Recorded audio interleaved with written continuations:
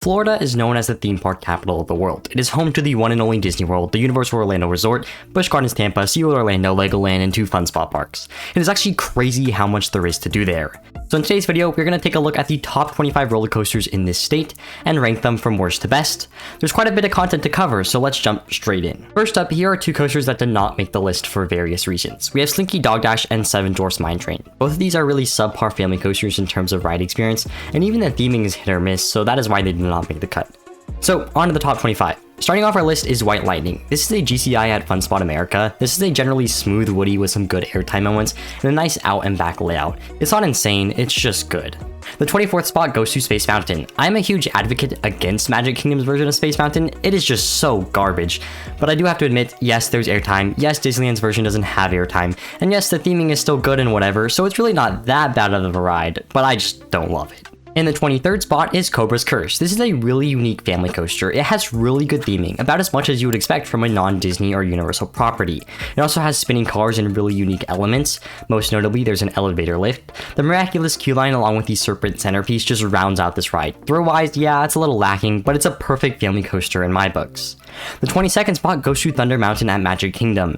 This is a great mine train that might be one of the most well-rounded family coasters out there. It is better than Disneyland's version solely because of the station and a better first half, but despite having a completely different layout, it feels very similar.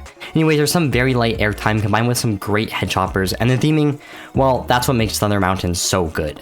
The 21st spot goes to another Disney coaster, Rock 'n' Roller Coaster. This is an old-gen Vekoma launch coaster, except it's an old-gen Disney Vekoma launch coaster, so it's perfectly smooth and doesn't have any issues of like the other Vekomas of the time.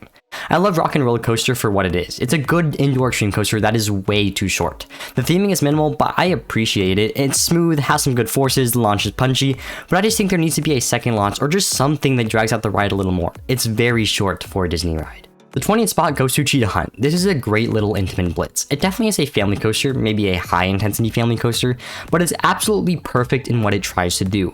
The theming and layout is amazing, and the crow's nest is absolutely stunning. My only minor complaint is the restraints.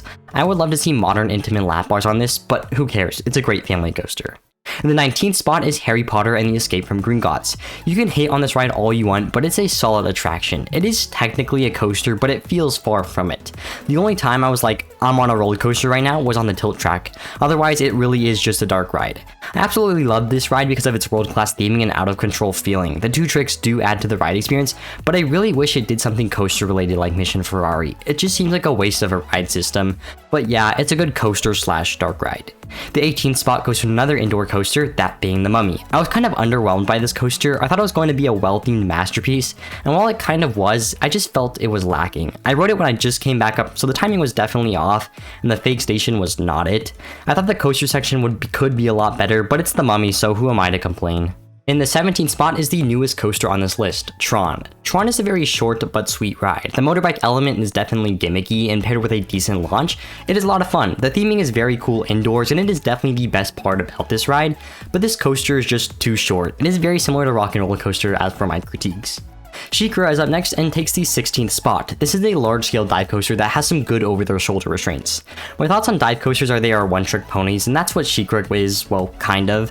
Besides the amazing first drop, the drop off the mid-course is somewhat rewarding.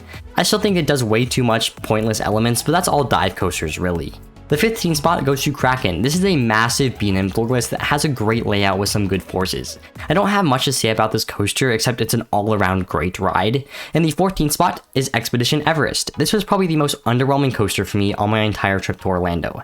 I have heard a lot of great things about this coaster, especially the theming, but I honestly wasn't blown away by it. The backwards gimmick was somewhat cool. The only good part was some positive views in the valleys, and that was actually pretty good for a Disney coaster. Unlucky number 13 is Pipeline. I know I made a video absolutely hating on this coaster, and I know I made a follow-up video saying how it's actually not that bad. I am still not amazed with it, but it definitely is a step up from the original B&M stand-up coasters and nowhere near a garbage ride. Standing airtime is incredibly gimmicky. A launch stand-up coaster is basically unheard of. It's revolutionary technology that will only improve over time, though I still stand by my statement that it's not going to be a smash hit like some of B&M's other models. In the 12th spot is the legendary Kumba. This is a B&M sit-down that is famous for its interlocking corkscrews. There's some good forces, as you would expect, but we put this below Hulk for 2 reasons. One is the absence of theming, and 2, we just don't think it's as good of a coaster as Hulk is. In the 11th spot is Manta. This is a B&M flying coaster that does some great things with its relatively small layout. As you would expect, the pretzel loop is very intense, but the best gimmick is flying over the water. That is truly a one-of-a-kind flying coaster experience. Starting off our top 10 is Icebreaker. This is an incredibly unique swing launch Premier Rides family coaster. There's some good airtime in the swing launch and some less good airtime in the actual layout. It definitely is on the more extreme side for family coasters, but not crazy intense for coaster enthusiasts. It is probably one of the most balanced family coasters out there, and it's a great thing they removed comfort pullers on this ride because they absolutely sucked. In the number 9 spot is Mindblower. This is a great woody that recently got RMC rejack. It actually is so funny how loud the new track is, it's terrible. And the transitions, well, for one, it sounds like a gunshot, and two, it rides how you would expect a transition that sounds like a gunshot to ride. Anyways, Mindblower is an out-of-control woody with amazing elements. It was and still is kind of rough, so the RMC retrack helps it a lot, it's just hella loud. The number 8 spot goes to Hollywood Rip Ride Rocket. I don't know what to feel about this coaster. I've had amazing rides on it and some god-awful rides on it. The amazing rides have great airtime moments, probably the most in quantity across the entire resort. Yes, more than Velocicoaster if you are just counting airtime moments and time out of your seat, not strength. The bad rides are just extremely rough and not fun. I do, however, love that you can pick your own music. I love this gimmick and it adds so much to the ride experience. In 7th place, we have Hulk. This is a better version of Kumba in my books. The layout is slightly better and it just rides so much better. The onboard audio and theming make this better than it should be. The launch is really good for only being drive tires, and the first half of the layout is just elite. The operations are so good. My only complaint would be to turn the onboard audio a little bit louder because I could barely hear it, but besides that, it is one of the most well-rounded coasters on the planet. In the 6th spot, we have Manta. This is a great B&M invert that often gets placed at the top of its category. There's some great elements, most notably the Batwing, and it's everything you want in a B&M invert. It's snappy and intense. The best part is it has good theming and a somewhat good color scheme. I mean, it was good until they ruined it. Anyways, great B&M invert that is one of the best of its kind. Starting off our top 5 is Makeo. This is a great B&M hypercoaster with absolutely amazing floater. The 5-second airtime hill is real, guys. It exists. This is smooth, floaty. It often gets called the best B&M hyper, and for good reason. It's just a perfect coaster all around. In the 4th spot, we have Hagrid's Magical Creature Motorbike Adventure. This is a revolutionary intimate multi-launch coaster that is themed so well. The 7 launches has this coaster going forever, and with state-of-the-art theming, it is a full package. You want to know what else is a full package? Guardians of the Galaxy Cosmic Rewind. This coaster gets the bronze medal for its world-class theming. It takes everything I thought Space Mountain was lacking in and fixed it. There's actually a thrill element. You fly 60 miles per hour indoors. That's crazy. The cars spin to focus on certain points, mainly planets, and the space theme is way more refined than Space Mountain. The stars just look so crisp. The onboard audio is fun, and this is probably one of the best coaster experiences on the planet in my books. The silver medal, which might be a little controversial, is going to Iron Gwazi. Iron Gwazi has been crowned the best coaster in the world, and I can see why. The world-class sequencing of elements, along with some of the most craziest negative G's combined with bone-crushing positives, makes this one of the most intense and relentless RMCs on the planet. It makes perfect sense why people had this as their number 1 coaster, but I think the number 1 coaster has something over it. The Best Coaster in Florida award goes to velocicoaster. I really like velocicoaster because of its theming. I think a coaster can only be a coaster at the end of the day, but when you add theming to an attraction, it truly becomes an experience and something to remember.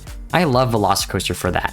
Now, the thing that sucks is theming and coasters never go hand in hand, so when you see something like velocicoaster, you just have to be amazed. It is a world-class coaster with good forces, ejected airtime, amazing elements, Mosasaurus roll, and of course, good theming. What else can you possibly ask for? So that's all for today's video, guys. Let me know if you agree with my decisions in the comment section down below. Join the Discord, link in the description. As always, make sure to like and subscribe. I'll see you in the next one. Have a great rest of your day. Goodbye.